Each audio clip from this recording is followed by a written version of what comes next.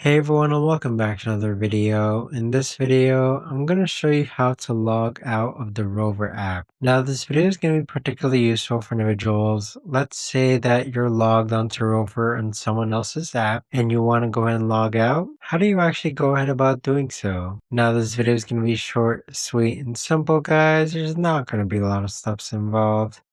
Now, in order to do this, what you're first going to do is log on to Rover. Next, click on More on the bottom right hand corner. Afterwards, click on Settings. Then on the top hand side, underneath General, click on Log Out. So once you log out, that should sign you out of the Rover app. But there you have it guys, that right there is the best and easiest way that I know of to actually go ahead and log out of the Rover app. If you guys know of a better or easier way to actually do this, let me know in the comments down below. I would love to know. Thanks so much for watching everyone, and I'll see you guys all in the next video.